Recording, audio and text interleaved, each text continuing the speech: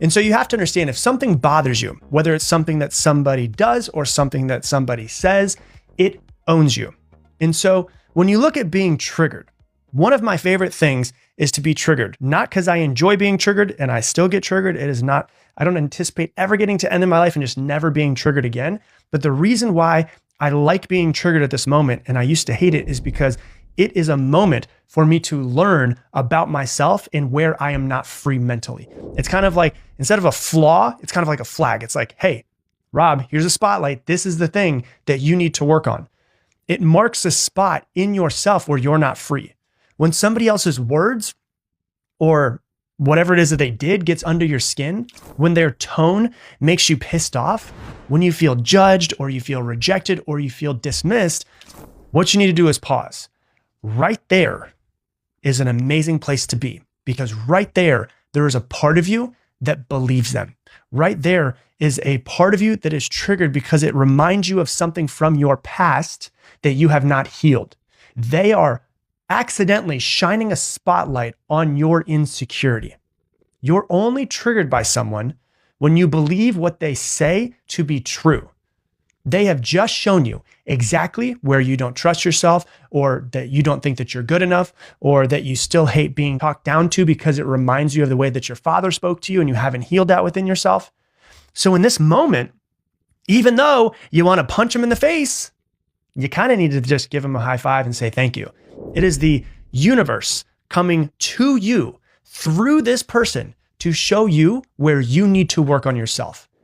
And that right there is the biggest place where you're going to learn in your entire life. It's better than any book. It's better than any conference. And even though I'm so glad that you listen to this podcast, it is better than listening to this podcast, because that is the place where you are not free and where you are not healed. And that right there is where your life class begins. So you're not weak for being triggered. You're just kind of lost. And so what you want to do is, when somebody gets to you in some sort of way, you've got to take a step back and you've got to stop being washed in the emotions. You've got to take yourself out of the jar. Like I always say, when you take yourself out of the jar, if you're in the jar, you can't read the label. So you've got to take yourself out of the jar and look at it from a third person and start to assess what's going on here. And take a pen and paper and be like, what happened that pissed me off? What did I feel inside of my body? What part of me did that hit? Where is this thing that's going on triggering me and reminding me of something else? So the example I gave a minute ago, somebody talks down to you, you don't like their tone. That's not them. That is something inside of you that's reminding you of someone from your past that you're still not healed from. So it might be like, I hate that tone, or I hate when someone talks down to me or talks down to someone that I love, because, rewind back in time, you're like, because my dad used to talk to me and my mom that way. And you're like, whoa, this is something that I need to heal within myself.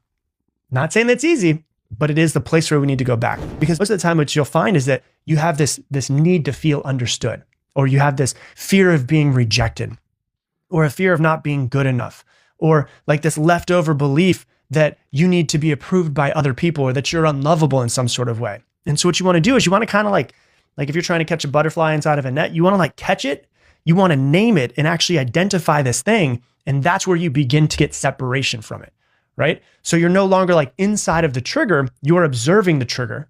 And then when you observe it, it's not running the show anymore. And you've created distance from it. And when you create distance from it, you no longer feel as many emotions around it. So then what you need to do is you need to start working on trying to detach yourself from being understood, or from being somebody who needs to be accepted, or whatever it might be. If you're curious why most people stay bothered for years or even their entire lives, it's because they still feel a unconscious, deep-seated feeling of, I need people to agree with me. I need people to validate me. I need people to say, you're right, so that I feel better about who I am.